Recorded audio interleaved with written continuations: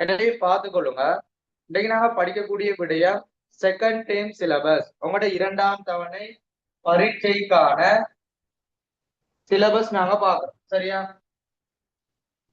இந்த second time syllabus உங்களுக்கு தேர்ச்சி 5ம் தேர்ச்சி 6ம் இது முழுமையா உள்ளடக்கி வரும். தேர்ச்சி 5ன்னு சொல்றது மிக இலகுவான ஒரு பாடம். கணக்கீட்டு என்ன கருக்கள் அது நாங்க முழுமையா சிறப்பான முறையில படிச்சு முடிச்சிட்டோம். அப்ப செகண்ட் டைம் சிலபஸ் இறுதி பாடம் இந்த தேர்ச்சியால தான் நாங்க இன்னைக்கு ஆரம்பிக்க போறோம். இது தெளிவா விலகி கொள்ளணும்.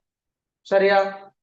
தேர்ச்சி 6 தனியுடைமை வணிகங்களின் நிதி கூற்றுக்கள் சீராக்கம் அல்லது செம்மையாக்கல் சொல்லுவோம். நீங்க இதுவரைக்கும் படிச்ச விடயங்கள்ல முதலாவது பாடத்துல இருந்து 5 பாடங்கள் படிச்சுப்பீங்க.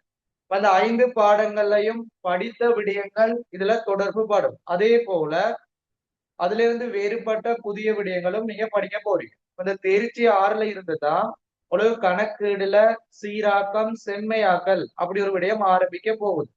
இந்த தேர்ச்சி 6 நீங்க முழுமையா படிச்சாதான், விளக்கமான முறையில சிறப்பா படிச்சாதான் உங்களுக்கு பின்னுக்கு படிக்கக்கூடிய சகல விடயங்களும் இந்த தேர்ச்சி 6 தொடர்பு படும். உதாரணமா பாருங்க, நீங்க தேர்ச்சி 7, தேர்ச்சி 8, தேர்ச்சி 10 உற்பத்தி கிரைய கூற்று, லாப நோக்கமற்ற நிறுவனங்கள் நிதி கூற்றுக்கள் சந்தாண்டு சொல்லுவோம். அடுத்து தேர்ச்சி 10 ஃபர்ஸ்ட் இயர்ல இறுதி பாடம் பங்குடைமை நிதி கூற்றுக்கள். அதே போல மிக முக்கியமானது செகண்ட் இயர்ல வரக்கூடியது கம்பெனி நிதி கூற்றுக்கள். இந்த பாடத்துல உங்களுக்கு பகுதி 2 வினா செய்யறதா இருந்தா கட்டாயம் இந்த சீராக்கம் உங்களுக்கு தேவைப்படும். இந்த சீராக்கம் தெரியாட்டி இந்த பின்னுக்குள்ள பாடங்கள்ல வினாக்கள் செய்ய இயலாது. இந்த தேர்ச்சி 6ல படிக்கக்கூடிய சகல சீராக்கங்களையும் தொடர்பு படுத்தி இதுல வரக்கூடிய விடயங்கள் தான் நீங்க அடுத்தடுத்த படிக்கக்கூடிய தேர்ச்சிலையும் பகுதி 2 வினாக்கள்லையும் தொடர்பு படும். இது கிளியரா விலகி கொள்ளணும். அப்ப தேர்ச்சி 6ன்னு சொல்றது வேற, அதுக்கப்புறம் நாங்க படிக்கக்கூடிய அடுத்தடுத்த பாடங்கள் வேறுபட்ட விடயம் தான். ஆனால் இந்த சீராக்கங்கள் அனைத்தும் அதுல உங்களுக்கு வினாக்களா வரும். எனவே இந்த தேர்ச்சி 6 மிக முக்கியமானது. ஒவ்வொரு சீராக்கம் அடிப்படையில இருந்து படிச்சுக்கிட்டு போவோம். எல்லாத்தையும் தெளிவான முறையில படிச்சு கொள்ளுங்க. டவுட் இருந்தா கேளுங்க. சரியா?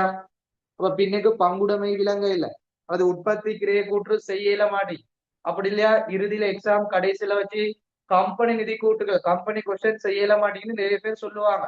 அப்படி செய்ய இயலாததுக்கான காரணம் இந்த அடிப்படை பாடம் இந்த சீராக்கம் செம்மையாக்கல்னு சொல்லுவோம். இது தெளிவா படிக்காமைக்கிறதாலதான் பின்னுக்குள்ள பாடங்கள்ல அவங்களுக்கு சீராக்கம் செம்மையாக்கல் கேட்டா செய்ய முடியாமல் இருக்கிறது. எனவே 2027 சகல மாணவர்களும் அடிப்படையில இருந்து தெளிவா படிச்சுக்கிட்டு போவோம். எனவே தேர்ச்சி 6 மிக முக்கியமான பாடம். எல்லாரும் நல்ல முறையில படிச்சு கொள்ளுங்க. உங்களுக்கு ஏதாவது சந்தேகங்கள் டவுட் இருந்தா ஒவ்வொரு கிளாஸ்லயும் அதை கிளியர் பண்ணி படிச்சுக்கிட்டு போங்க. சரியா? அவங்களுக்கு தேர்ச்சியாரோட முக்கியத்துவம் சிம்பிளா சொல்லி தந்துக்கிறேன். நல்ல முறையில படிச்சுக்கொள்ளும். இப்ப நாங்க 6வது பாடத்துக்குள்ள போவோம். எனவே தேர்ச்சி 6 அப்படின்னா என்ன? 6வது பாட தலைப்பு என்ன? எல்லாம் பாடத்திட்டம் அதுல படிச்சுப்பீங்க. தனியுடைமை வணிகங்களின் அல்லது தனி வியாபார வணிகங்களின் நிதி கூற்றுக்கள். சரியா? ஒரு தனியுடைமை வணிகத்துல நிதி கூற்றுக்கள். ஒரு தனி உரிமையாளர் அவரு தனிய ஒரு வணிகத்தை நடாத்துறாரு. தனிய மூலதனத்தை இட்டு லாபங்களை பெற்றுக்கொண்டு நட்டங்களுக்கு முகம் கொடுத்து ஒரு வணிகத்தை ஆரம்பிக்கிறாரு. அப்படி ஒரு தனியுடைமை வணிகத்துல நிதி கூற்றுக்கள் தொடர்பா படிக்க போறோம். அந்த நிதி கூற்றுக்களை நாங்க செய்யணுமா இருந்தா மேலதிகமா என்ன சீராக்கம் படிக்கணும் அதை உள்ளடக்கியது தான் இந்த தேர்ச்சி 6. சரியா? இப்ப முதலாவது நாங்க பார்க்கக்கூடிய விடயம் இன்ட்ரடக்ஷன். இந்த 6வது பாடம் என்னென்ன விடயங்களை உள்ளடக்கி காணப்படுது, அதுல என்னென்ன விடயங்கள் படிக்க போறோம் எல்லாத்தையும் தெளிவா சொல்லித்தாரேன். நீங்களும் நோட் பண்ணி படிச்சுக்கொள்ளும். சரியா? எனவே தனியுடைமை வணிகங்கள் இது கூற்றுக்கள் தலை போடுங்க. இப்ப முதலாவது நாம பார்க்க போறோம் இதுல இன்ட்ரடக்ஷன் பார்ப்போம்.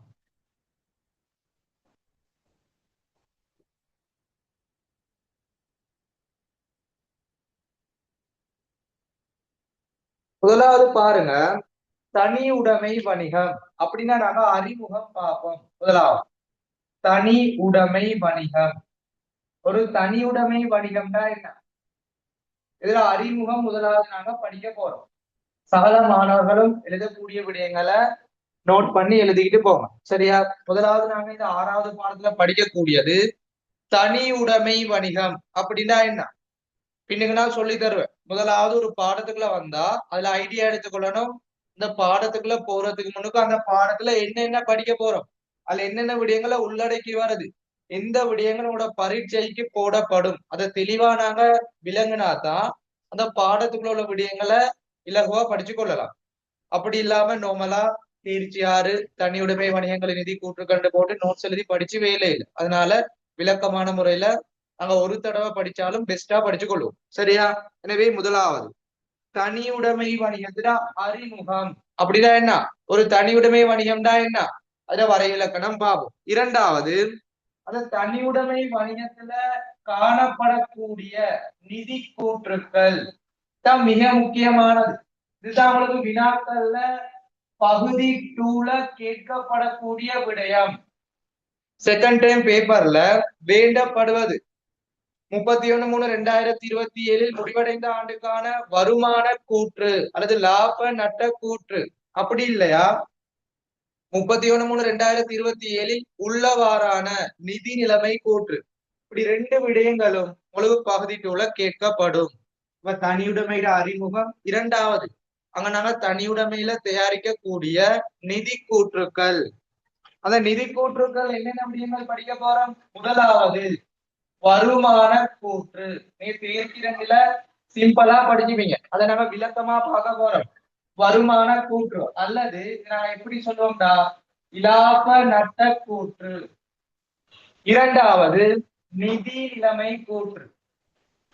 சரியா? இரண்டாவது விடயம் நிதி நிலைமை கூற்று.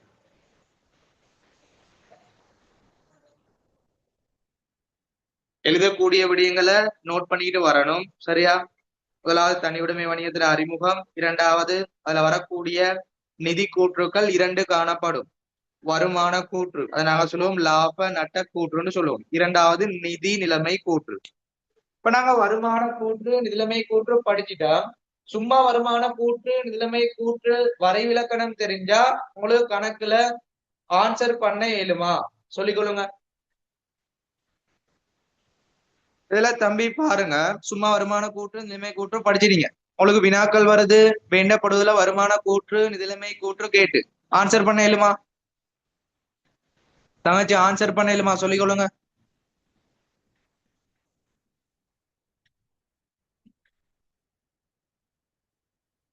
Okay, very good. ஆன்சர் பண்ண இயலாது. அப்ப முக்கியமான விடயம் என்ன? இந்த வருமான கூற்று நிலைமை கூற்றுட மாதிரி வடிவம், அதுதான் ஃபார்மட் தெரிஞ்சு கொள்ளணும். அதுல மாதிரி வடிவம் தெரியாம உங்களுக்கு ஆன்சர் பண்ண இயலாது. இதை தெளிவா விளங்கி கொள்ளணும். சும்மா வருமான கூற்றுண்டா என்ன? லாப நட்டங்களை கண்டுபிடிக்கிறதுக்கு தயாரிக்கிற கூற்று. சிம்பிளா சொல்றேன். நிதி நிலைமை கூற்றுண்டா என்ன? ஒரு நிறுவனத்துல காணப்படக்கூடிய சொத்துக்கள் பொறுப்புகள் உரிமையாண்மைய கண்டுபிடிக்கிற அல்லது உரிமையாண்மைய காட்டக்கூடிய ஒரு கூற்று. இப்படி தெரிஞ்சா உங்களுக்கு பகுதி 2ல செய்ய இயலுமா? செய்ய இயலாது. எனவே முக்கியமானது அதுல அடிப்படை விடயங்களை படிச்சு அதோட நாங்க என்ன செய்யணும்? இதுல மாதிரி வடிவம் அந்த ஃபார்மட் படிச்சு கொள்ளணும். ஒரு வருமான கூற்று எப்படி செய்யறது, அது எப்படி நிரல் வடிவத்துல காட்டுறது, வருமானங்களை எப்படி பதிவு செய்யறது, செலவுகளை எப்படி பதிவு செய்யறது, அதே போல சொத்துக்கள் பொறுப்புகள் உரிமையாண்மையை எப்படி காட்டுறது, அந்த சொத்துக்கள் பொறுப்புகளை நடைமுறை சொத்து நடைமுறை அல்லா சொத்து, நடைமுறை பொறுப்பு நடைமுறை அல்லா பொறுப்புகளை எப்படி நாங்க வகைப்படுத்தி காட்டுறது, உரிமையாண்மையை சும்மா காட்டுறதா அல்லது உரிமையாண்மைய பிரிச்சு வகைப்படுத்தி காட்டுறதா, மூலதனம் மேலதிக மூலதனம் பற்றுக்கள் லாப நட்டங்களை சீராக்கி காட்டுறதா, இப்படி நாங்க மாதிரி வடிவம் தெளிவா படிச்சு கொள்ளணும். சரியா? இதைத்தான் நாங்க சொல்லுவோம் அடிப்படை விடயம். அப்ப தேர்ச்சி 6ல நான் அடிப்படையா படிக்கக்கூடிய விடயம் இவ்வளவு விடயம். இதை தெளிவா நோட் பண்ணிக்கொள்ளுங்க.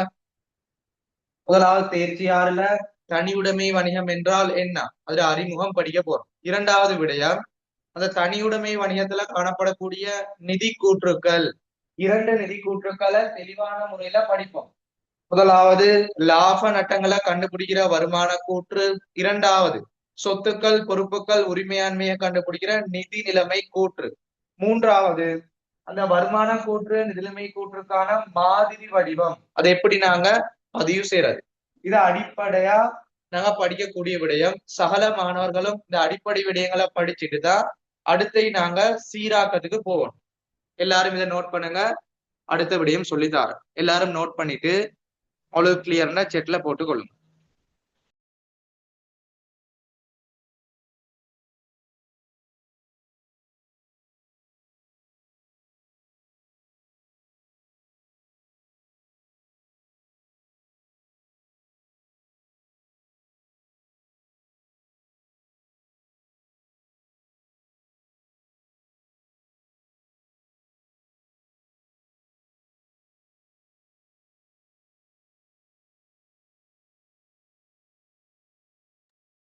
சரியா? சந்தோஷமா எல்லாரும் படிச்சுட்டு போங்க. இப்ப நீங்க ஸ்கூல்ல வேற கிளாஸ்லயே படிக்கிறதை விட பெஸ்டா கிளாஸஸ் போகுது, அது எல்லாருக்கும் தெரியும். தேர்ச்சி அஞ்சு படிச்சதை வச்சே நீங்க சொல்லிக் கொள்ளலாம் கிளாஸஸ் எப்படி நாங்க செஞ்சுட்டு போறது. அதனால எல்லாரும் சந்தோஷமா கிளாஸ் போடுற டைமுக்கு ஜாயின் பண்ணி படிச்சு கொள்ளுங்க. உங்களோட அக்கௌண்டிங்ல என்ன சந்தேகமோ கேட்டு தீர்த்து கொள்ளுங்க. அக்கௌண்டிங்ல ஏ எடுக்கிறது மிக இலகுவான விடயம். அப்படி நீங்க அக்கௌண்டிங்ல ஏ எடுக்கணுமா இருந்தா ஒரு சிறந்த ஒரு கிளாஸ்ல ஜாயின் பண்ணிக்கொள்ளணும். ஒரு சிறந்த ஆசிரியர வழிகாட்டல்ல படிச்சாதான் இலகுவா ஏ எடுக்கலாம். இப்ப நீங்க சும்மா படிச்சு ஏ எடுக்கலாம்டா அது கூட டேலண்ட் ஆகிக்கணும். சும்மா நீங்க டீச்சர் கைட வச்சு நீங்களே ப்ரிப்பேர் பண்ணி படிச்சுக்க இயலாது. சகல மாணவர்களும் யாரோ ஒரு ஆள்ற வழிகாட்டலுக்கு அமையதான் ரிசல்ட் எடுப்பாங்க. அப்படி இல்லாம படிச்சுக்க இயலாது. இதை தெளிவா விலகி கொள்ளணும். அதனால மிக முக்கியமானது, உங்களுக்கு இறுதியில 3A எடுக்கணும் அல்லது 2AB எடுக்கணும், யூனிவர்சிட்டி போகணும்டா முதலாவது நீங்க செய்ய வேண்டிய விடயம் நல்லா படிக்கணும். அப்படி படிக்கிறதுக்கு ஒரு கைட் தேவை. அதுக்கு ஒரு நல்ல ஆசிரியரை தொடர்பு கொண்டு படிச்சுக்கொள்ளணும். அப்படி படிச்சா மட்டும்தான் உங்களுக்கு ஏ எடுக்கலாம். இப்ப நான் 100% உறுதிப்படுத்தி சொல்றேன். நீங்க தொடர்ச்சியான முறையில சகல மாணவர்களும் இந்த ஆன்லைன் கிளாஸ் ஜூம் கிளாஸ்க்கு நீங்க ஜாயின் பண்ணா உங்களுக்கு இறுதியில அக்கௌண்டிங்ல எடுக்கிறது 100% உறுதி. நீங்க கிளாஸ் மிஸ் பண்ணாம எல்லா கிளாஸும் அட்டென்ட் பண்ணி அதே போல ரெக்கார்டிங் பார்த்து நோட்ஸ் எல்லாம் எழுதி எல்லாத்துக்கும் ஜாயின் பண்ணா எடுக்கலாம். முக்கியமான விடயம் இறுதி வரைக்கும் படிச்சு கொள்ளணும். நீங்க ஒரு டைமுக்கு வாரீங்க அல்லது 1 மாதம் 2 மாதங்கள் வந்துட்டு கிளாஸ் விட்டு போனா படிச்சு கொள்ள இயலாது. இப்ப 2 வருடம் உங்களுக்கு ஆன்லைன்ல படிக்கிறதுன்னு சொல்றது மிக இலகுவான விடயம் இல்ல. கொஞ்சம் ஹார்ட் ஒர்க் பண்ணி தான் படிக்கணும். அதுல பல சிக்கல்கள் வரும், பிரச்சனைகள் வரும். எல்லாத்தையும் நீங்க ஃபேஸ் பண்ணி படிக்கணும். உங்களுக்கு என்ன பிரச்சனைண்டாலும், உதாரணமா கிளாஸ் ஃபீஸ் கட்ட இயலாது அல்லது போன் இல்ல, கவரேஜ் இல்ல, அப்படி பல பிரச்சனைகள் வரலாம். உங்களுக்கு என்ன பிரச்சனைண்டாலும் எனக்கு இன்ஃபார்ம் பண்ணி பேசிக்கொள்ளணும். அதற்கான வழிமுறைகளை சொல்லி தருவேன். நீங்க படிப்பை விட வேணாம். எல்லாரும் தொடர்ச்சியா படிச்சு நல்ல ரிசல்ட்டை எடுத்துக்கொள்ளணும். சரியா? இப்ப நாங்க அடுத்த விடயத்துக்கு போவோம். அப்ப முதலாவது ஒரு தனியுடைமை நிதி கூற்றுக்கள்ல அடிப்படையா படிக்கக்கூடிய விடயங்களை சொல்லி தந்துட்டேன். இப்ப அடுத்தது நாங்க போக போறோம். நீங்க மாதிரி வடிவங்கள் மட்டும் முழுமையா படிச்சிட்டீங்கன்னா அடுத்து நாங்க பார்க்கக்கூடியது சீராக்கம் செம்மையாக்கல் அப்படி விடயம் ஆரம்பிக்கப்படும். அப்ப நான் உங்களுக்கு சொல்லித்தர போறேன்.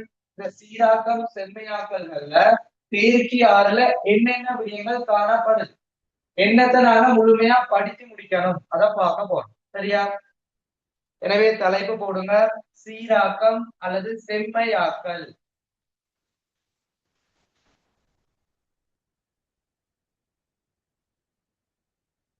சரியா?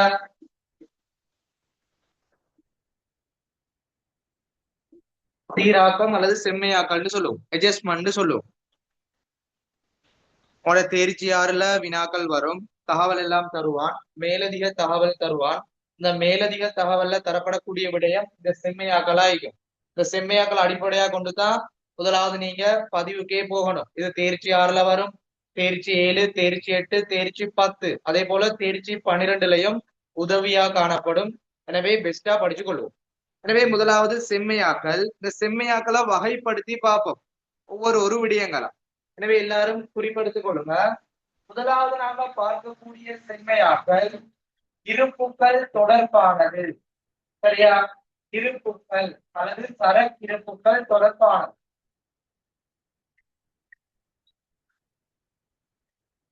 முதலாவது நாம பார்க்கக்கூடியது என்ன? இருப்புக்கள், ஸ்டாக்னு சொல்லுவோம். ஒரு நிறுவனத்துல இருப்புக்கள்னு சொல்றது மிக முக்கியமானது.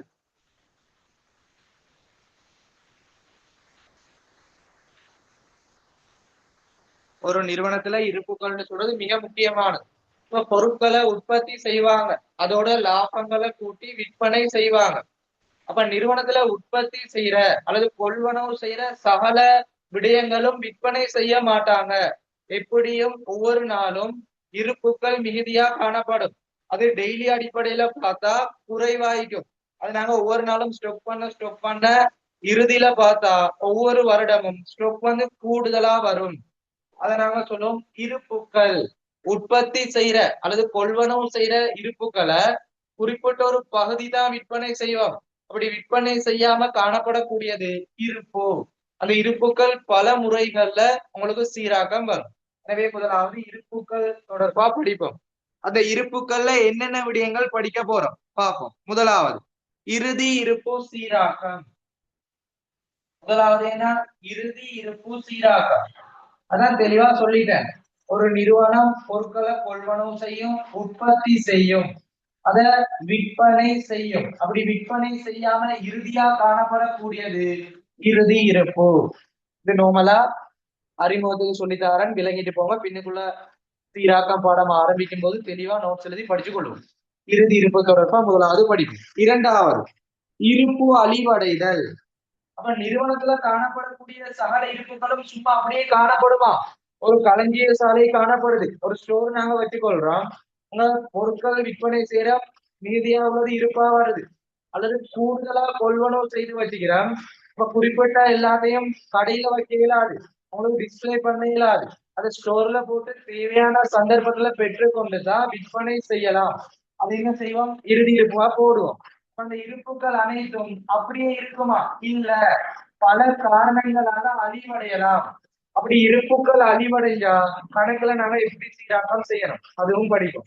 எனவே முதலாவது இறுதி இருப்பு, இரண்டாவது இருப்பு அழிவடைதல். அடுத்தது மூன்றாவது விடயம் இருப்பு நன்கொடை. இருப்பு நன்கொடைனா சகல நிறுவனங்களும் முதலாவது லாபம் உழைக்கிற நோக்கத்துலதான் ஆரம்பிக்கப்படும். இப்ப நீங்க ஒரு சிறிய ஒரு வணிகம் ஆரம்பிக்கிறீங்க அல்லது ஒரு சில்லறை கடை ஆரம்பிக்கிறீங்கன்னா முதலாவது உங்களோட கோல் ஆகியும் லாபம் உழைக்கிறது. அது விருத்தி அடைய டெவலப் ஆக நாங்க என்ன செய்வோம்? எங்களோட நிறுவனத்தினால சமூகத்துக்கு குறிப்பிட்ட விடயங்களை வழங்குவோம், சமூகத்துக்கு நாங்க உதவிகளை மேற்கொள்வோம். அப்படி நாங்க ஒரு பணத்தை வழங்குனா அது நோமலா நன்கொடை பணம் வழங்குறதா வரும். அது எங்களோட நிறுவனத்துல காணப்படக்கூடிய சொத்துக்களை அல்லது இருப்புக்களை நாங்க சமூகத்துக்கு இலவசமா வழங்குறது தான் இருப்பு நன்கொடை. இப்ப உதாரணமா நீங்க ஒரு மோட்டார் வாகன பிசினஸ் செய்றீங்க, மோட்டார் வாகன வணிகம் செய்றீங்கன்னா அந்த மோட்டார் வாகனத்தை குறிப்பிட்ட ஒரு நபர்களுக்கு இலவசமா வழங்கினா அது இருப்பு நன்கொடை. இப்ப இருப்புக்களை நன்கொடையா வழங்கினா எப்படி சீராக்கம் வரும் அது படிக்கும். எனவே முதலாவது இறுதி இருப்பு சீராக்கம், இருப்பு அழிவடைதல் சீராக்கம், இருப்பு நன்கொடை சீராக்கம். முக்கியமானது இதெல்லாம் நோட் பண்ணிட்டு வாங்க, விளக்கங்களை படிச்சு கொள்ளுங்க. அது மேலதிகமா ஒரு விடையும் சொல்லித்தாரன் உதாரணம் அடிப்படை. சரியா? எழுதிட்டு வாங்க. அடுத்தது நாம பார்க்கக்கூடிய விடயம் இருப்பு பற்று அல்லது பொருள் பற்று தொடர்பான சீராக்கம். இருப்பு அல்லது பொருள் பற்று தொடர்பான சீராக்கம். இருப்பு பற்று அல்லது பொருள் பற்றுனா என்ன? நீங்க படிச்சுப்பீங்க. உரிமையாளர் நிறுவனத்திலிருந்து காசை அவரது தேவைக்காக பெற்றுக்கொண்டா அது நம்மளா பற்று. உரிமையாளர் அவரது தேவைக்காக, சொந்த தேவைக்காக நிறுவனத்திலிருந்து காசு எடுத்தா பற்று. பற்றுக்கு பல முறைகள்ல வரும். அவர் காசை எடுக்கலாம், அல்லது நிறுவனத்துல பொருட்களை எடுக்கலாம், அல்லது நிறுவனத்துல சொத்துக்களை பயன்படுத்தலாம்.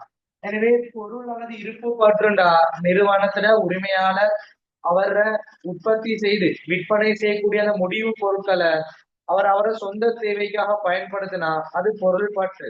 அப்படி பொருள் பற்றுக்கள் வந்தா இப்படி சீராக்கம் செய்யணும். சரியா? அடுத்த விடயம் வழிச்சரக்கு.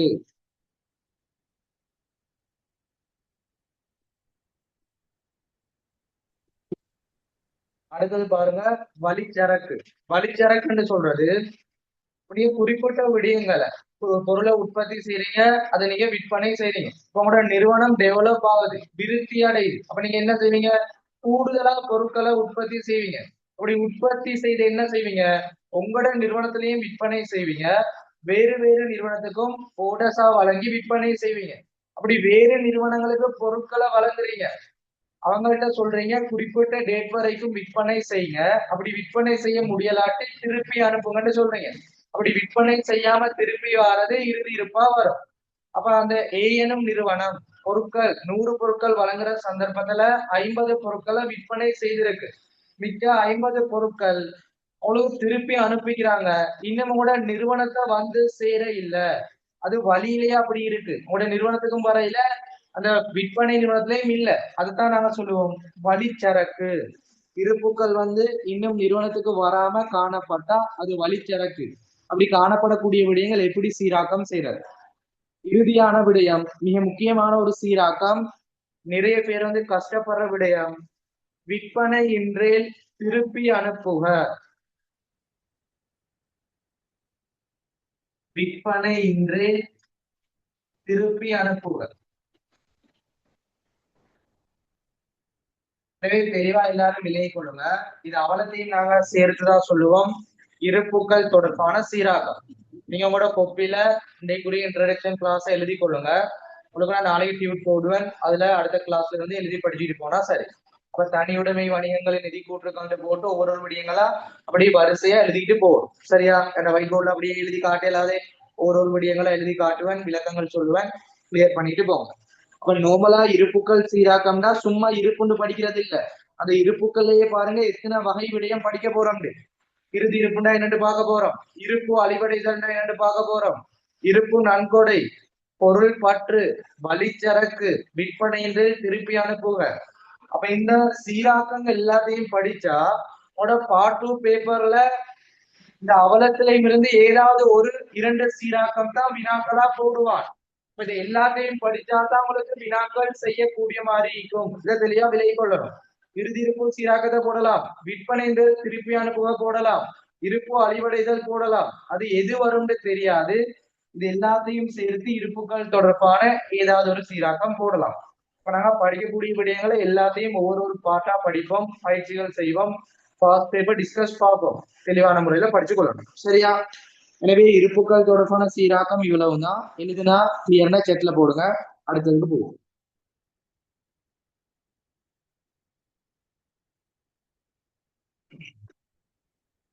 எல்லாருக்கும் கிளியரா?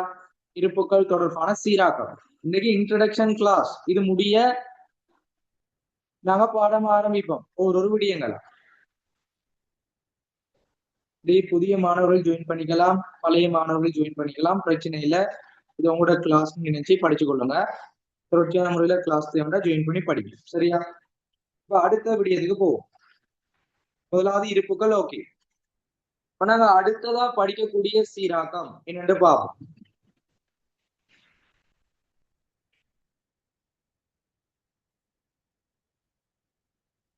ஒரு சைட்ல எழுதி காட்டுன்னு பாருங்க. இரண்டாவது சீராக்கம் செலவுகள் தொடர்பான சீராக்கம். செலவுகள் செலவுகள் தொடர்பான சீராக்கம் தான் என்னென்று யோசிக்கலாம். சும்மா நார்மலா செலவுன்னு என்னென்று படிச்சுக்கிறோம், ஒரு நிறுவனம், அந்த நிறுவனத்திலிருந்து காசுகள் போனா செலவு, அப்படிதான் நீங்க நார்மலா தெரிஞ்சு வச்சுக்கொள்றீங்க. ஆனா செலவுன்னு சொல்றது உங்களுக்கு தேர்ச்சி 2ல தெளிவா சொல்லி தந்துக்கிறேன். செலவுகள்னா என்ன சொல்லுங்க பாப்போம். உரிமையாளர் சொந்த பங்களிப்பு இல்லாம உரிமையை குறைக்கக்கூடிய, சொத்துக்கள்ல குறைவை ஏற்படுத்தக்கூடிய விடயங்கள் செலவுகள் சொல்லிக்கிறேன். ஒரு உரிமையாளர் அவர பங்களிப்பு இல்லாம ஒரு பற்று, உரிமையாளர் பற்று செய்யாம அங்க உரிமையும் குறையணும், சொத்துக்களும் குறையணும். உதாரணமா மின்சார செலவு, உரிமை குறைவடைது காசு போகுது. விளம்பர செலவு, உரிமை குறைவடைது காசு போகுது. இதை நாங்க சொல்லுவோம் செலவுகள்.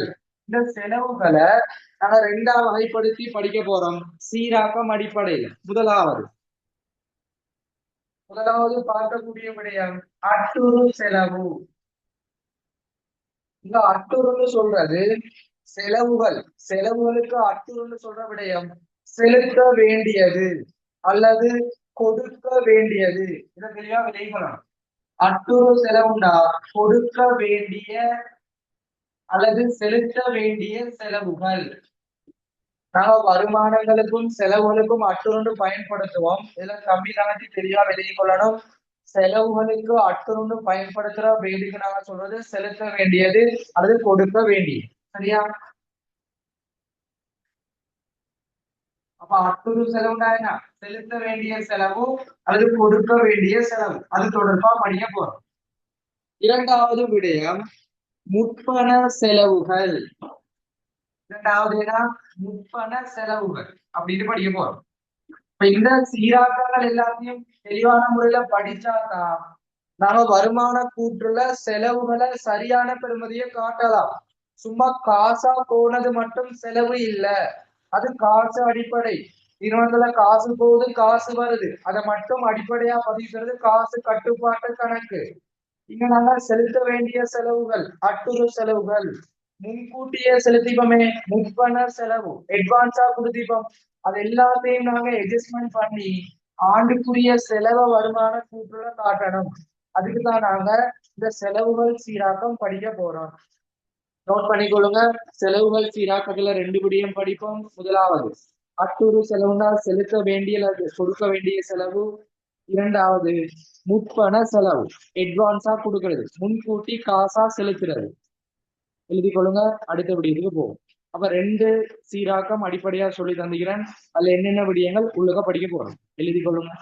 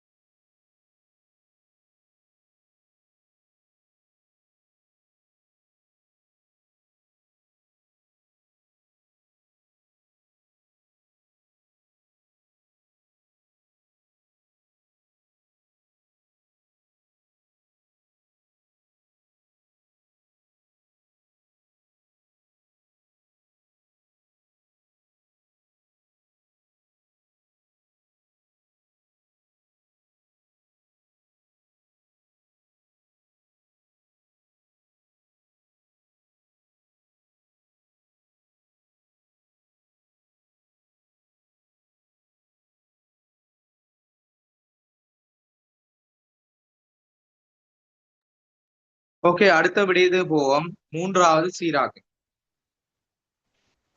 இதை அழிச்சு கொள்றேன். அடுத்த விடயத்தை பார்ப்போம். சரியா?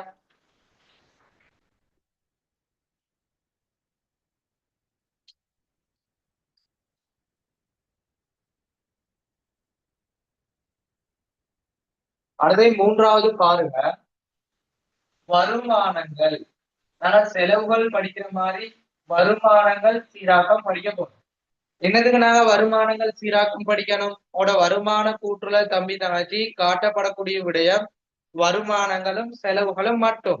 இப்ப நாங்க வருமானங்களை சரியான பெறுமதியை காட்டணும், செலவுகள் சரியான பெறுமதியை காட்டணும். அப்படி காட்டுறதா இருந்தா உண்மையான வருமானம் தெரியணும்.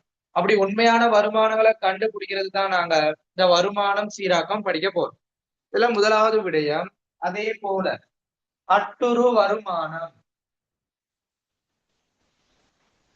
தெளிவா விலை கொள்ளணும்.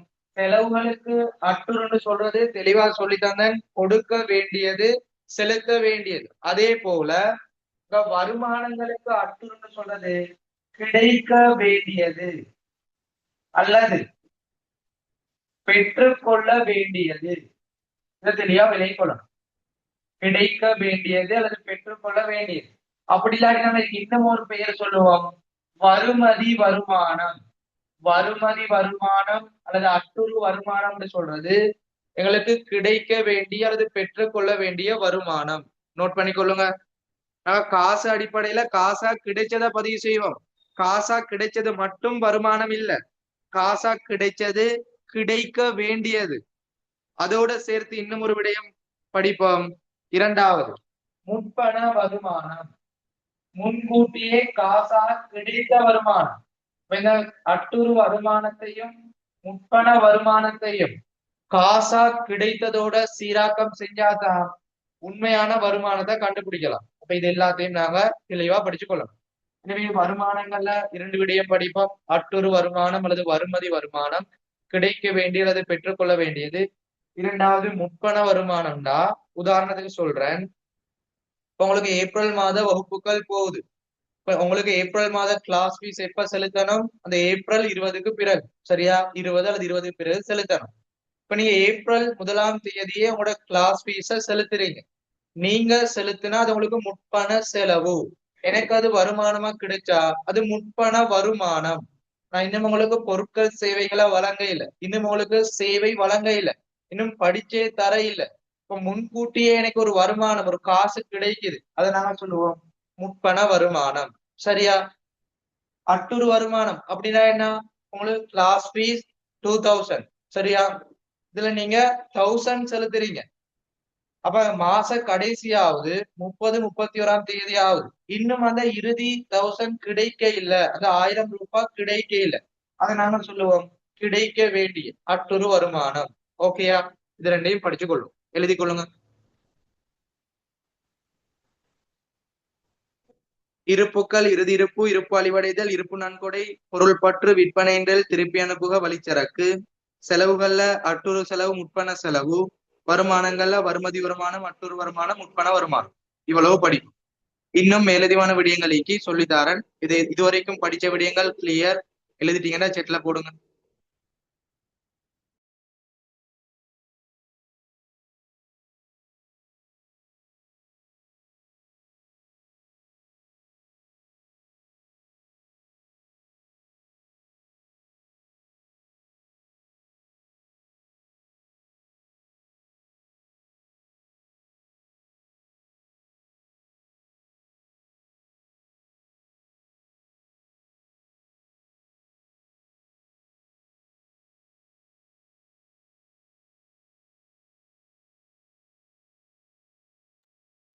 ஓகே, அடுத்த விடயது போ. இதுக்கப்புறம் நாங்க படிக்கக்கூடிய சீராக்கங்கள் கொஞ்சம் வேறுபட்ட விடை. சரியா? இதுவரைக்கும் படித்த இருப்புக்கள், வருமானங்கள், செலவுகள் அப்படின்னா நம்ம இன்ட்ரோடக்ஷன் சொல்லிட்டாரு. நீங்க நினைக்க வேணாம் இவ்வளவுதான் சீராக்கம் படிக்கணும்னு நினைக்கலாம். இப்ப இவ்வளவுதான் இறுதி இருப்புன்னா இது அப்புறம் படித்தர மாட்டேன்னு இல்ல, இன்ட்ரோடக்ஷன் சொன்னேன். சரியா? அப்ப இவ்வளவு நேரம் பார்த்த இன்ட்ரோடக்ஷன் இருப்புக்கள், வருமானம், செலவுகள் நோங்கலான விடயம். இதுக்கு பிறகு நாங்க படிக்கக்கூடிய சீராக்கங்கள் கொஞ்சம் வித்தியாசமான விடயம், வேறுபட்ட விடயம். அவ்வளவு விளங்கி கொள்றது கொஞ்சம் கஷ்டமாயிக்கும் அப்படி வரக்கூடிய சீராக்கம். ஆனா நீங்க இந்த கிளாஸ்ல படிச்சீங்கன்னா எந்த விடயமா இருந்தாலும் இலகுவா படிக்கலாம். ஏன்னா உங்களுக்கு இது ஆன்லைன் கிளாஸ்ன்னு சும்மா பேரளவுல தான் சொல்றது. ஆனா டிரெக்டா எப்படி ஒரு கிளாஸ் படிப்பீங்களோ அதே பேட்டர்ன்ல சிறப்பா இடம்பெறுது. சரியா?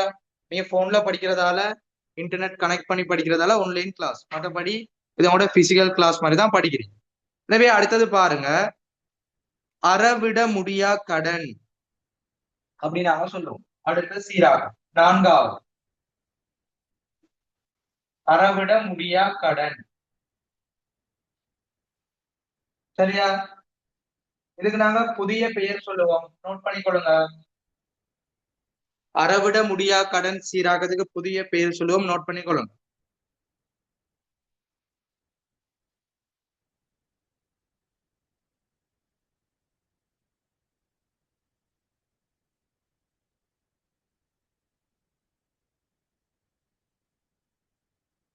அறவிட முடியா கடன், வியாபார வருமதிகளின் மதிப்பு குறைவு, நட்டம்.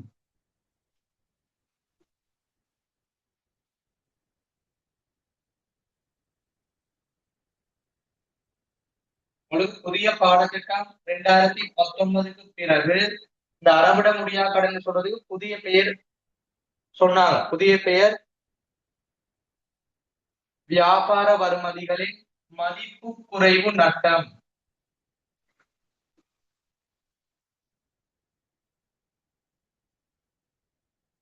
சரியா? அடுத்த விடயம் ஐய கடன் சீராக்கம்.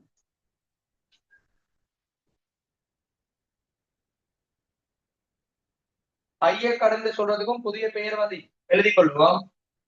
வியாபார வருமதிகளின்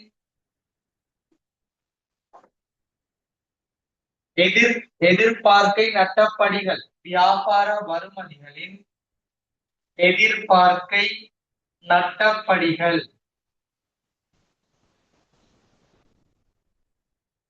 அறவிட முடியா கடன், ஐய கடன், இது ரெண்டும் நாங்க அடுத்தடுத்து படிக்கக்கூடிய விடயம். இந்த ரெண்டு சீராக்கங்களும் ஒன்றோடு ஒன்று தொடர்பு படக்கூடியது. சரியா? இதை தெளிவா விளங்கிக் கொள்ளணும். அறவிட முடியா கடன் கிளியரா இருந்தாதான் ஐய கடன் கிளியரா படிச்சுட்டு போகலாம். இந்த ரெண்டு சீராக்கங்களும் கடன் பட்டோர தொடர்பு படுத்தி வரும். நீங்க படிச்சுப்பீங்க கடன் பட்டோர்னா யாரு, வியாபார வருமதியாளர்னா யாருன்னு தெளிவா படிச்சுப்பீங்க. எனவே இந்த அறவிட முடியா கடன் ஐயக்கடன் முக்கியமான சீராக்கம். இதுல இருந்து மிக கூடுதலான வினாக்கள் வரும் பகுதி 1 பகுதி 2ல. எனவே அறவிட முடியா கடன்டா வியாபார வருமதிகளின் மதிப்பு குறைவு நட்டம், ஐயக்கடன்டா வியாபார வருமதிகளின் எதிர்பார்க்கை நட்டப்படி. சிம்பிளா சொல்றேன், இந்த அறவிட முடியா கடன் சொல்றது தெளிவா விலகிக் கொள்ளுங்க. இப்ப நீங்க குறிப்பிட்ட ஒரு வாடிக்கையாளருக்கு பொருட்களை விற்பனை செய்றீங்க. உதாரணமா 1,00,000க்கு விற்பனை செய்றீங்க. சரியா, 1,00,000க்கு விற்பனை செய்றீங்க. இதுல இருந்து 80,000 ரூபாய் பணம் கிடைக்குது. பேலன்ஸா 20,000 கிடைக்கணும். இது ஓகே தானே? 1,00,000க்கு பொருட்களை விற்பனை செய்றீங்க, 80,000 கிடைக்குது, கடன் விற்பனை தானே. அப்ப பேலன்ஸா 20 கிடைக்கணும். இந்த 20,000 பணம் உங்களுக்கு ஷுவர் பண்ணி கிடைக்காதுன்னு தெரிஞ்சா, இந்த 20,000 பணம் உங்களுக்கு ஷுவரா 100% ஷுவரா இவர்கிட்ட பெற்றுக்கொள்ள இயலாது, இவர் தர மாட்டாருன்னு தெரிஞ்சா அதை நாங்க சொல்லுவோம் அறவிட முடியா கடன். அவர்கிட்ட இருந்து அறவிடவே முடியாது. அப்ப கடன் பட்டோர் ஒரு வியாபார வருமதியாளர் மீதிய பெற்றுக்கொள்ளவே இயலாட்டி அது அறவிட முடியா கடன். இரண்டாவது விடயம், 1,00,000 விற்பனை கடன் விற்பனை 80,000 கிடைக்குது, அந்த 20,000 இன்னும் கிடைக்க இல்லை. அந்த 20,000 கிடைக்குமா இல்லையா ஒரு சந்தேகம் நீக்குது. ஆனா தொடர்ச்சியா உங்கள்ட்ட 10 வருடங்கள் உங்கள்ட்ட வாடிக்கையாளர் கொடுக்கல் வாங்கல ஈடுபடக்கூடிய ஒரு நபர் குறிப்பிட்ட இந்த மாதம் மட்டும் பணம் தர இல்ல.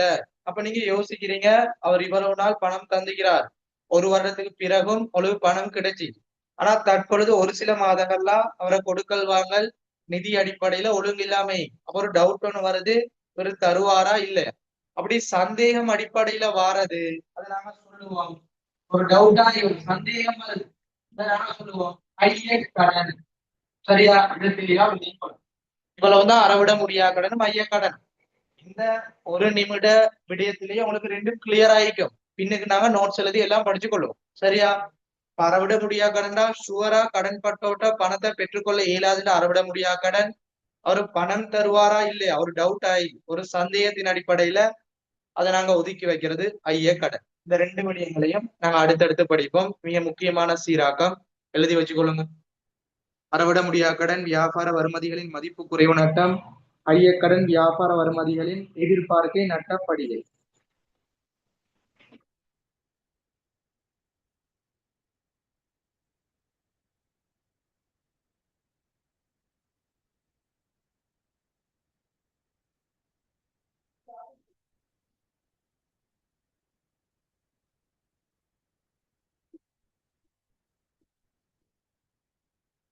சரியா, அந்த ரெண்டு விடயங்களும் கிளியரா? அடுத்தது போவோமா?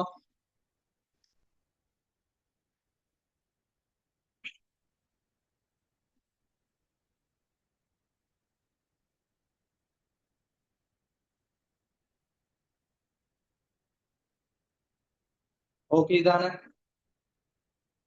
அடுத்தது பாருங்க, மீள பெற்ற அறவிட முடியா கடன். அப்படிதான் இப்ப நான் உங்களுக்கு சொல்லியிருந்தேன், அறவிட முடியா கடன் சுவரா கடன் பட்டோர் மீதிய பெற்றுக்கொள்ள இல்லாட்டி அறவிட முடியா கடன். அப்படி அறவிட முடியா கடன் செலவா காட்டிட்டீங்க, திடீர்னு பாக்குறீங்க அறவிட முடியா கடனா உள்ள நபர் அவனுக்கு ஒரு 5 மாதங்களுக்கு பிறகு பணத்தை கொண்டு வந்து தாரார். ஒரு சில காரணங்களை குறிப்பிட்டு, அவசர பிரச்சனை, பணம் செலுத்த முடியாம இருந்துச்சு, உனக்கு ஒரு 5 மாதங்களுக்கு பிறகு திருப்பி வந்து பணத்தை தந்தா அதை நாங்க சொல்லுவோம் மீள பெற்ற அறவிட முடியா கடன். அறவிட முடியா கடனா செலவா பதிவு செய்யப்பட்டது திருப்பி பணமா கிடைச்சா அது மீள பெற்ற அறவிட முடியா கடன். அதை எப்படி நாங்க சீராக்கம் செய்யறது அது நாங்க படிப்போம். எனவே இந்த அறவிட முடியா கடன் ஐயக்கடன் மீளப்பெற்ற அறவிட முடியா கடன் மூன்றும் முக்கியமானது, தொடர்பு படுத்தி வரும் கடன் பட்டோரோட வரக்கூடியது. நோட் பண்ணுங்க. இது எல்லாரும் எழுதிட்டு இது வரைக்கும் படிச்ச இன்ட்ரடக்ஷன் கிளியரானு போடுங்க. இன்னும் ஒரு சில விடயங்களோட இந்த இன்ட்ரடக்ஷன் முடிவடையும்.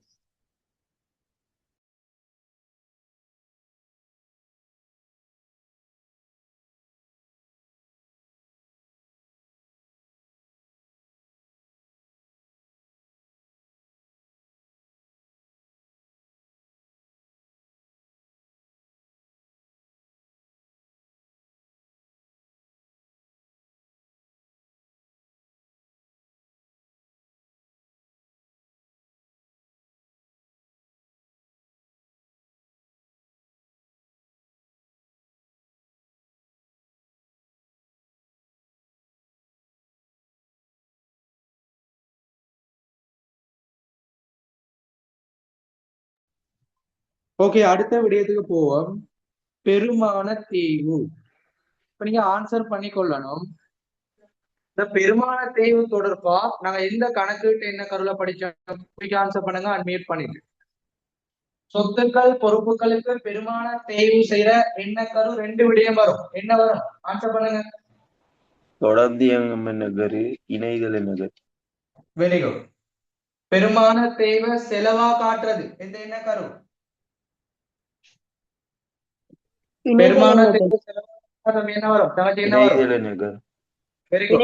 பெருமான தேய்வு ஆண்டுக்கு செலவா இனம் காண்றது அல்லது மேற்கொள்ளல் அப்படி வந்தா தொடர்ந்தியங்கம் நகர். Very good. இப்படி தெளிவா படிக்கணும். எனவே அடுத்த சீராக்கம் பார்க்க போறோம். இறுதியா நாங்க எத்தனை சீராக்கம் படிச்சுக்கிறோம் சொல்லுங்க. இறுதி எத்தனாவது?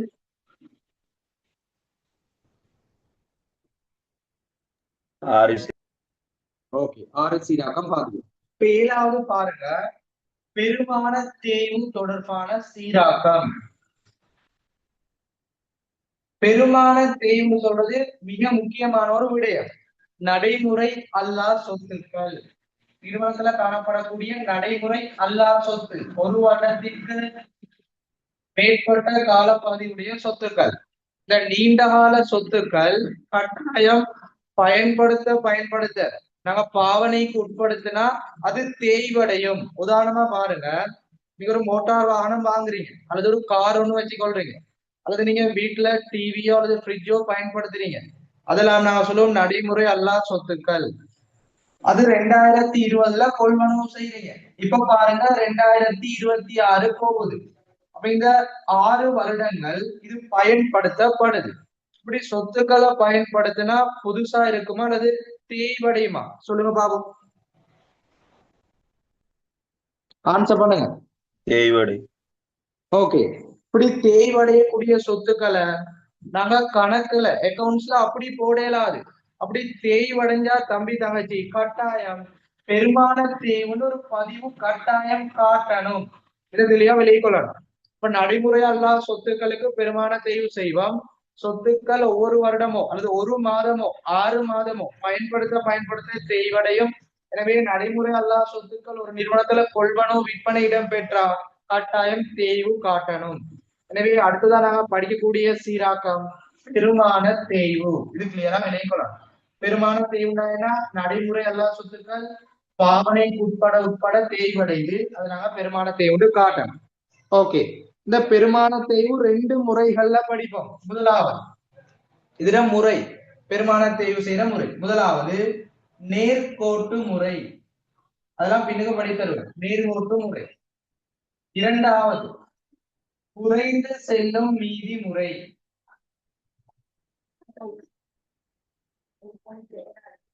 அல்லது ஒடுங்கு பாக முறை. படி நேர்கோட்டு முறை அல்லது குறைந்து செல்லும் மீதி முறை அல்லது ஒடுங்கு பாக முறைன்னு படிக்கும். இதை தெளிவா விளையும் கொள்ளுங்க. இந்த நேர்கோட்டு முறை மட்டும்தான் எங்கட சிலபஸ்ல உள்ளடங்குற விடயம். அதாவது எங்கட எக்ஸாமுக்கு வரக்கூடியது இந்த நேர்கோட்டு முறை மட்டும்தான். இறுதி ஃபைனல் பேப்பருக்கு வரக்கூடியது. டேம் பேப்பர்ல நேர்கோட்டு முறையும் கேட்கலாம், குறைந்து செல்லும் மீதி முறை ஒடுங்கு பாக முறையும் கேட்கலாம். எனவே ரெண்டையும் தெளிவா படிச்சு தருவேன். ஆனா ஃபைனல் எக்ஸாம்ல இதுவரைக்கும் நேர்கோட்டு முறை மட்டும்தான் வந்துச்சு. சில சந்தர்ப்பங்கள்ல மாறியும் வரலாம். நான் படிக்கக்கூடிய எல்லாத்தையும் ரெடி ஆயிக்கணும். உதாரணமா 2027 பேப்பர்ல ஒடுங்கு பாக முறையை போட்டுட்டு எக்ஸாமுக்கு போட்டா ஒன்றும் செய்யலாது. அப்ப அவங்க சொல்லலாம் இது புதிய மாற்றத்துக்கு உள்ளடங்கிச்சுன்னு சொல்லலாம். அப்ப அந்த டைம்ல அது மாற்றம் அடைஞ்சிக்கா இல்லையாண்டு பார்க்க இயலாது. ஏன்டா பேப்பர் போடுறாக்க அவங்களோட மைண்ட் செட்டுக்கு போடுவாங்க. புதிய விடயங்களை தூக்கி போட்டு சேஞ்ச் போடுவாங்க. அதுங்களுக்கு முன்கூட்டியே தெரிஞ்சாதான் படிச்சு தரலாம். அப்படி இல்லாட்டி அவங்களுக்கு ரிசல்ட் எடுக்க இயலாது. அதனால தெளிவா சொல்லித்தாரேன். பெருமான தேய்வு நேர்கோட்டு முறை, குறைந்து செல்லும் மீதி முறை, ஒடுங்கு பாக முறைன்னு வரும். இல்ல நேர்கோட்டு முறை மட்டும்தான் அவனோட ஃபைனல் பேப்பருக்கு வரும். டேம் பேப்பருக்கு ரெண்டும் வரலாம். நீங்க ரெண்டையும் தெளிவா படிச்சு கொள்ளும். சரியா? பெருமான தேய்வு தொடர்பான சீராக்கம் எழுதி கொள்ளுங்க. ஒரு நடைமுறை அல்லா சொத்துக்கள பெருமதி பாவனைக்கு உட்படுத்த குறைதல் அதை பெருமான தேய்வுன்னு சொல்லுவோம். அது கட்டாயம் ஒரு வருமான கூட்டுல செலவா காட்டும். அடுத்து இறுதியான விடயம் பெருமதி சேர்வரி. 8வது வெட்னு நாங்க சொல்லுவோம். பெறுமதி சேர்வரி. சரியா? கொள்வனவு விற்பனை, உட்திரும்பல் வெளித்திரும்பல். இதுல நாங்க என்ன செய்வோம்? பெறுமதி சேர்வரி வரியை கண்டுபிடிச்சு கடன் பட்டோர் கடன் கொடுத்தோர் அடுத்து விற்பனை கொள்வனவு எல்லாம் கழிச்சு எடுப்போம். உதாரணமா நீங்க ஒரு வருமான கூட்டுல விற்பனையை போடணுமா இருந்தா அங்க தேறிய விற்பனையை பதிவு செய்யணும் தாங்கச்சி. வியாபார கழிவு உட்திரும்பல் அதே போல வரிகள் தந்திருந்தா கழிச்சிட்டு எடுக்கணும். ஒரு கொள்வனவு பதிவு செய்யும் போது வெளித்திரும்பல் வியாபார கழிவு அதே போல ஒரு வரி இருந்தா கழிச்சிட்டு எடுக்கணும். அதே போல உங்களுக்கு பெறுமதி சேர்வரி வெட்கட்டுப்பாட்டு கணக்கு வெட் வந்து சொத்தா வருதா பொறுப்பா வருதா அப்படி காட்டக்கூடிய சந்தர்ப்பம் வருது. அதுக்கு நாங்க பெறுமதி சேர்வரி கட்டாயம் படிச்சு கொள்ளணும். உங்களோட பார்ட் 1 பேப்பர்ல வெட் கட்டுப்பாட்டு கணக்கு தொடர்பான வினாக்கள் வரலாம். பகுதி 2ல வெட் தொடர்பான விடயங்கள் வரலாம். கொள்வனோ விற்பனை போட்டதுக்கு பெறுமதி சேர்வரி தெரியும். எனவே நாங்க இறுதியா படிக்கக்கூடியது இந்த பெறுமதி சேர்க்கப்பட்ட வரி பெறுமதி சேர்வரி வெட்கட்டுப்பாட்டு கணக்கு. இது படிக்கும், எழுதி வச்சுக்கொள்ளுங்க. இது உங்களுக்கு விளக்கமான முறையில பாடத்துல படிச்சு தருவேன். சரியா? எனவே முதல் 8 சீராக்கங்கள் உங்களுடைய இந்த தேர்ச்சி 6 சிலபஸ்ல உள்ளடங்கக்கூடியது. திருப்பி ஆரம்பத்துல இருந்து சொல்றேன் பாருங்க. இன்னும் ஒரு விடயமைக்கு சொல்லித்தாரன். தனியுடைமை வணிகம் அது அறிமுகம் நிதி கூற்றுக்கள் வருமான கூற்று நிதிநிலைமை கூற்று அதுல மாதிரி வடிவம். அது முடிவடைய சீராக்கத்துக்கு வாரம் இருப்புக்கள் இறுதி இருப்பு இருப்பு அழிவடைது இருப்பு நன்கொடை பொருள் பற்று விற்பனை திருப்பி அனுப்புக வழிச்சரக்கு. அடுத்து செலவுகள்ல அட்டுறு செலவு முற்பண செலவு. வருமானங்கள்ல வருமதி வருமானம் முற்பண வருமானம் அறவிட முடியா கடன் ஐயக்கடன் மீளப்பெற்ற அறவிட முடியா கடன் பெருமான தேய்வு. அடுத்தது பெறுமதி சேர்வரி. இன்னும் ஒரு விடயம் யாராவது சொல்லுங்க பாப்போம், உங்களுக்கு தெரியுமான்னு பாப்போம். வேற என்ன சீராக்கம் படிப்போம்? இறுதியா நாங்க படிக்கக்கூடிய சீராக்கம் தேர்ச்சி 6 படிச்சிட்டீங்களா நீங்க ஸ்கூல்லயோ அல்லது வேற கிளாஸஸ்லயோ? வெரி குட், இபிஎஃப்னு போட்டீங்க, வெரி குட். இப்ப அடுத்த சீராக்கம் இறுதியான விடயம் 9வது எழுதிக்கொள்ளும். இபிஎஃப் இடிஎஃப்னு சொல்லுவோம். சம்பளம் தொடர்பான சீராக்கத்துல வரும் சம்பள கட்டுப்பாட்டு கணக்கு. மிக முக்கியமான சீராக்கம் வருமான கூட்டுல அடிப்படையா வரக்கூடியது இபிஎஃப் இடிஎஃப் ஊழியர் நம்பிக்கை நிதியம். இபிஎஃப் சொல்றது ஊழியர் நம்பிக்கை நிதியம். அடுத்து இடிஎஃப் அப்படின்னா என்ன சொல்லுங்க பாப்போம்.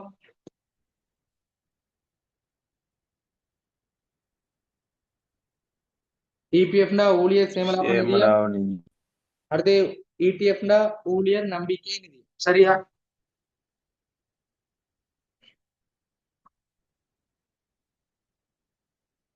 ஊழியர் நம்பிக்கை நிதியம்டா இடிஎஃப் சொல்லுவோம். அடுத்து இபிஎஃப்டா ஊழியர் சேமலாப நிதியம். இபிஎஃப் இடிஎஃப் சீராக்கம் உங்களோட சம்பளம் உங்களோட செலரியோட தொடர்பான ஒரு ஊழியர் நிறுவனத்துல வேலை செய்யறார் பணி புரிகிறார் அவருக்கு சம்பளம் வழங்கப்படுது. பேசிக்கா ஒரு அடிப்படை சம்பளம் வழங்கப்படுது. அதோட சேர்த்து அந்த நிறுவனம் இபிஎஃப் இடிஎஃப் வசதிகளை மேற்கொள்ளும். உதாரணமா உங்களுக்கு தெரியும், சரியா? உங்களுக்கு தற்பொழுது அண்மை காலத்துல நிறைய பேர் வந்து கவர்மெண்ட் ஜாப் போறது இல்ல.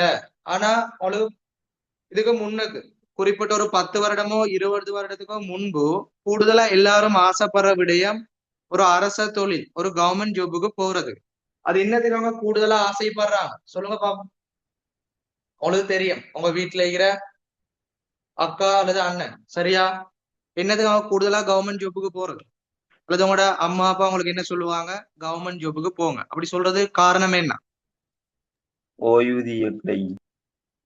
Very good. இபிஎஃப் இடிஎஃப் வசதிகள். அப்ப உங்களுக்கு ஒரு சம்பளம் தந்து அந்த ஒவ்வொரு மாத சம்பளத்துக்கும் குறிப்பிட்ட வீதங்கள் அந்த நிறுவனத்தினால அந்த அரசாங்கத்தினால குறிப்பிட்ட விடயங்கள் ஒதுக்கீடு செஞ்சு நீங்க அந்த அந்த தொழில இருந்து அந்த பணியில இருந்து ஓய்வு பெறும்போது ஒரு மொத்தமா ஒரு தொகை தருவாங்க. அதான் சொல்லுவோம் ஓய்வூதியம். அந்த வசதியை பெற்றுக்கொள்றதுக்காக தான் கூடுதலா எல்லாரும் ஒரு அரச தொழிலுக்கு ஈடுபடுறது. ஆனா தற்பொழுது அண்மை காலத்துல பொதுவா கவர்மெண்ட் ஜாப்போ அல்லது பிரைவேட் ஜாப்ஸ்லயோ இபிஎஃப் இடிஎஃப் வசதி அல்லது வேற வேற பெயர்ல உங்களுக்கு வசதிகள் செய்து தருது. சரியா? போனஸ் விடயங்கள் கிடைக்குது. இப்ப மிக முக்கியமானது இபிஎஃப் இடிஎஃப் விடயம். இது உங்களோட சம்பளத்தோட தொடர்பான சீராக்கம். கட்டாயம் கூட அதாவது 6வது பாடத்துல செகண்ட் டேம் பேப்பர்லயும் வரக்கூடியது. அடுத்தது பங்குடைமையோ கம்பெனியோ சந்தாவிலோ இந்த இபிஎஃப் இடிஎஃப் வரலாம். எழுதி கொள்ளுங்க. இதை தெளிவான முறையில படிச்சு தரும். இப்ப இந்த 9 சீராக்கம் தான் உங்களோட சிலபஸ்ல வரக்கூடியது. ஆரம்பத்துல இருப்புக்கள்ல இருந்து இபிஎஃப் இடிஎஃப் வரை. இன்னும் ஒரு விடயம் நான் சொல்லி தருவேன். அது உங்களோட சிலபஸ்ல டிரெக்டா சொல்ல இல்ல, ஆனா நான் ட்ரீட் பண்ணி கொடுக்குறேன். அது ட்ரிக்ஸா சொல்லிதாரு.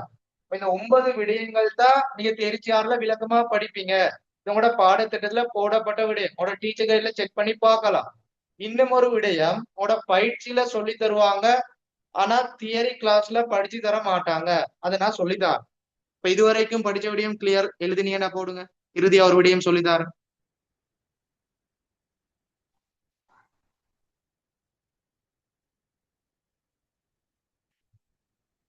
இறுதியா பாருங்க, மறைமுக சீராக்கம் ஒரு விடயம்.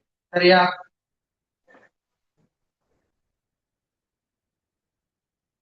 இது நார்மலா நான் டீச் பண்ணும்போது சொல்லி கொடுக்குற விடயம். சரியா? இப்படி சிலபஸ்ல இல்ல, இதை தெரியா விலை கொள்ளணும். இதை போயிட்டு நீங்க உங்களோட டீச்சர்ட்டையும் வேற யார்ட்டையும் இப்படி சொல்றது இல்லை. இப்படி உங்களோட சிலபஸ்ல இல்ல, ஆனா வினாக்கள்ல ஒரு சில சீராக்கம் வருது. அது மறைமுக சீராக்கம் அடிப்படையில வருது, ஒரு மறைமுகமா வருது. எனவே அது என்ன விடயம்டா? வங்கி கடன். இரண்டாவது முதலீட்டு வருமானம். அடுத்தது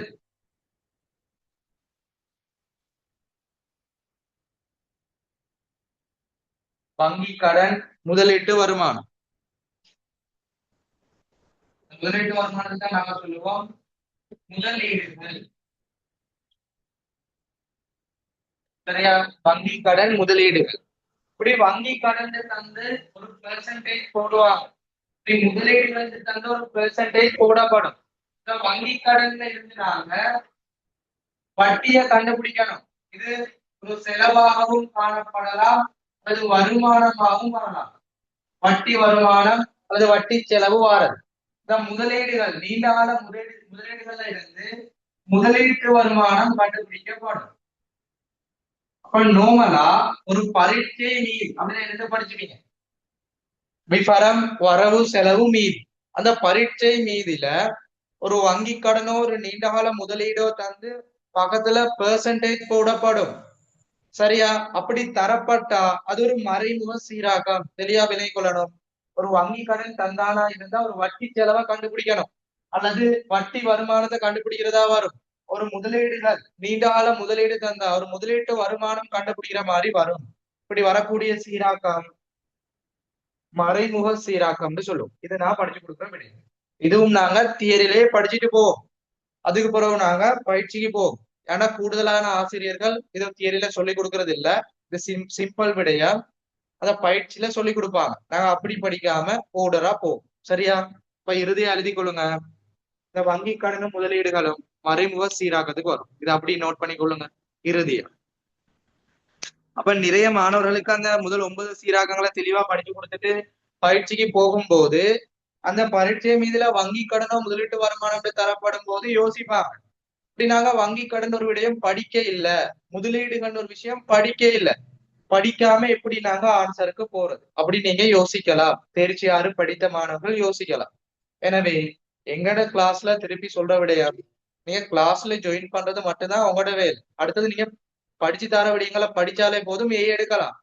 உங்களுக்கு பேப்பர் கிளாஸ் வேணுமா, அதுல டேம் பேப்பர் வேணுமா, மாடல் பேப்பர் வேணுமா, பாஸ் பேப்பர் வேணுமா, அல்ல பகுதி 1 பகுதி 2 ரிவிஷன் விடயம், அடுத்த இறுதியில செமினார் விடயம், இன்னும் மேலதிகமான விடயங்கள் ஏற்பாடு செஞ்சு தரப்படும். சரியா? இப்ப நீங்க லைவா படிக்கிறீங்க, இதுல ரெக்கார்டிங்கும் யூடியூப்ல பார்க்கிற மாதிரி தருவேன், டியூட் தருவேன், இப்படி எல்லா விடயங்களும் செஞ்சு தருவேன். உங்களுக்கு அக்கௌண்டிங்ல இலகுவா எடுக்கிறதுக்கான சகல வழிமுறைகளும் செஞ்சு தரப்படும். உங்களோட வேலை கிளாஸ்க்கு ஒழுங்கான முறையில ஜாயின் பண்ணி ஒவ்வொரு மாதமும் குறிப்பிட்ட டேட்டுக்குள்ள கிளாஸ் ஃபீஸ் போடணும். அதே போல சொல்லித்தர விடயங்களை அண்டைக்கே படிக்கணும். ஏதாவது டவுட் இருந்தா கேட்கணும். இந்த 2 வருடம்னு சொல்றது உங்களுக்கு இலகுவான விடயம் இல்ல, திருப்பி சொல்றேன். உங்களுக்கு பல பிரச்சனைகள் வரலாம். உங்களுக்கு பிசிக்கல் கிளாஸ் கூட போடலாம், அல்லது உங்களோட ஃபைனான்சியல் பிரச்சனை வரும். அடுத்தது பல பிரச்சனைகள் வரும் தனிப்பட்ட ரீதியில. அது எல்லாத்தையும் நீங்க ஃபேஸ் பண்ணி இந்த 2 வருடம் இறுதி பரீட்சை வரைக்கும் நீங்க கிளாஸ் வந்தா மட்டும்தான் தம்பி தங்கச்சி எடுக்கலாம். உங்களுக்கு என்ன பிரச்சனையா இருந்தாலும் என்கிட்ட பேசுங்க. சரியா? ஒரு பிரச்சனையும் இல்ல. தனிப்பட்ட ரீதியில என்ன பிரச்சனையோ கட்டாயம் பிரச்சனை வந்தா பேசணும். சும்மா கிளாஸ் விட்டு நிக்கிறது இல்ல. கிளாஸ் விட்டு நின்றா சொல்றேன், உதாரணமா சொல்றேன், அவங்களோட அந்த ஒரு மாத கிளாஸ் ஃபீஸ் நம்மளா 2500 அதுதான் எனக்கு இல்லாம போகும். அது ஒரு பெரிய மேட்டர் இல்ல. சரியா? ஆனா உங்களுக்கு வந்து அக்கௌண்டிங்ல ரிசல்ட் இல்லாம போகலாம், குறைவான ரிசல்ட் வரலாம், உங்களோட எதிர்காலத்துல பிரச்சனை உண்டாகும். அதை தெளிவா விளையும் கொள்ளும். இப்ப இந்த வருமானத்தை அடிப்படையா கொண்டு பார்த்தா எனக்கு லொஸ்ட் இல்ல. சரியா? உங்களுக்கு தான் லொஸ்ட் ஆயிக்கும் உங்களோட ஃபியூச்சர். ஏன்னா ஒழுங்கா படிச்சு தந்தாதான் ரிசல்ட் எடுக்கலாம். சும்மா உங்களுக்கு நார்மலா படிச்சுதான் ரிசல்ட் எடுக்க இயலாது. அதை தெளிவா விலை கொண்டு என்ன பிரச்சனையோ எல்லாத்தையும் முகம் கொண்டு நாங்க இன்ஷா அல்லாஹ் எடுப்போம். என்ன பிரச்சனைனாலும் கேட்டுக்கொள்ளுங்க. ஒழுங்கான முறையில கிளாஸ்க்கு ஜாயின் பண்ணுங்க. சரியா? இப்படி நீங்க தொடர்ச்சியான முறையில படிக்கணும். டியூட்ஸ் போடுவேன். டியூட்டோ பிரிண்ட் எடுத்து ஒவ்வொரு கிளாஸ்லயும் நோட்ஸ் சொல்ல சொல்ல எழுதி படிச்சுக்கொள்ளுங்க. அடுத்த கொஸ்டின் பார்ப்போம், பாஸ் பேப்பர் பார்ப்போம், முதல் பேப்பர் பார்ப்போம், ரிவிஷன் அடிப்படையில பார்ப்போம். அதே போல மிக முக்கியமான சொல்லிக் கொள்றேன், உங்களுக்கு மந்த்லி 10க்கு மேல கிளாஸ் நடக்கும், லைவ் கிளாஸ் நடக்கும். சில சந்தர்ப்பங்கள ரெக்கார்டிங் மட்டும் போடுவேன். அதனால ஏதோ போட்டாலும் கிளாஸ் தான், லைவோ ரெக்கார்டிங் எல்லாம் கிளாஸ் தான், உங்களுக்கு டைமுக்கு நடைபெறும். சில சந்தர்ப்பங்கள 10க்கு மேலேயும் கிளாஸ் போடலாம். எனவே குரூப்ல ஒவ்வொரு வீக்குமான கிளாஸஸ் போட்டு அதற்குரிய டைம் டேபிள் போட்டு லைவ் கிளாஸா ரெக்கார்டிங்கா மேலதிகமான பேப்பரா எல்லாம் போட்டு போவேன். நீங்க கட்டாயம் இந்த ஆன்லைன் கிளாஸ், சரியா, இந்த கிளாஸ்க்கு முக்கியத்துவம் கொடுத்து படிக்கணும். உங்களுக்கு ஸ்கூல்லயோ அல்லது வேற கிளாஸ்லயோ அக்கௌண்ட்ஸ் விளங்க மாட்டீங்கன்னு தான் மேலதிகமா ஒரு கிளாஸ்க்கு வாரீங்க. அல்லது ஒரு சில மாணவர்கள் உங்களுக்கு ஒழுங்கான கிளாஸ் இல்ல, தூரத்துக்கு போய் படிக்கணும், அப்படி பிரச்சனை காலையும் ஆன்லைன் கிளாஸ் வாரீங்க. அக்கௌண்டிங் என்கிட்ட மட்டும் படிக்கிற மாணவர்களும் மீட்டிங். அதனால உங்களுக்கு ஸ்கூல்ல நிறைய கிளாஸ் போடுறாங்க, மற்ற கிளாஸ்க்கு போக விடாம ஆக்கலாம், அப்படி நிறைய பிரச்சனைகள் வரும். போக போக அதை நீங்க பார்த்து யோசிச்சுக்கிட்டு இந்த கிளாஸை வீணாக்க கூடாது, வேஸ்ட் பண்ணக்கூடாது. ஏன்னா நீங்க அதுக்கு மேலதிகமா வாரீங்கன்னா இது இம்பார்ட்டன்ட் கொடுத்து படிக்கணும். இப்படி படிச்சா மட்டும்தான் எடுக்கலாம். எனவே எல்லாரும் சொல்லிக் கொள்ளுங்க. இன்றைக்குரிய பாடம் தேர்ச்சி 6 இன்ட்ரடக்ஷன் கிளாஸ். உங்களுக்கு எல்லாருக்கும் கிளியரா சாட்டிஸ்ஃபைடா இருக்குது? இன்றைக்கு லைவ் கிளாஸ் முதலாவது ஜாயின் பண்ண மாணவர்களும் மீப்பீங்க, ஃப்ரீயா ஜாயின் பண்ண மாணவரும் மீப்பீங்க, அதே போல யூடியூப்ல பார்த்து படிச்ச மாணவரும் மீப்பீங்க. சரியா? எல்லாரும் சொல்லிக்கொள்ளுங்க. உங்களுக்கு கிளாஸ் ஓகேயா, ஹோப்பா இருக்குது? அன்மியூட் பண்ணிட்டும் பேசலாம். சொல்லிக்கொள்ளுங்க. பேச விருப்பமான மாணவர்கள் அன்மியூட் பண்ணிட்டு பேசுங்க. தொடர்ச்சியா படிப்பீங்களா? எல்லாரும் ரெடியா? எடுக்கலாம்.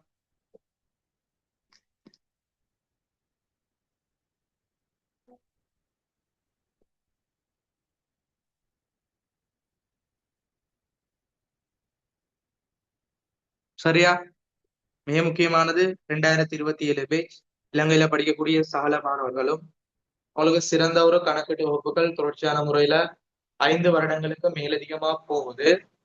தியரி கிளாஸோ, பேப்பர் கிளாஸோ, ரிவிஷனோ, அல்லது உங்களுக்கு குரூப் கிளாஸோ, அல்லது உங்களுக்கு பிசிக்கல் கிளாஸ்னாலும் ஏற்பாடு செய்து தரலாம்.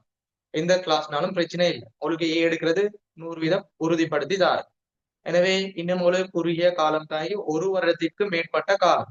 2026 பேச்சுக்கு இன்னும் 3-4 மாதங்கள். அது முடிய அடுத்த வருடம் ஆகஸ்ட் உங்களுக்கு பரீட்சை இடம்பெறலாம்.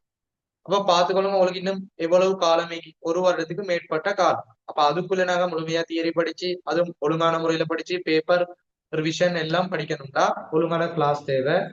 எனவே யூடியூப் பார்த்து படிக்கிற மாணவர்கள் உங்களுக்கு அக்கௌண்டிங் கிளாஸ் தேவை எடுக்கணும்டா தொடர்பு கொண்டு படிச்சு கொள்ளலாம்.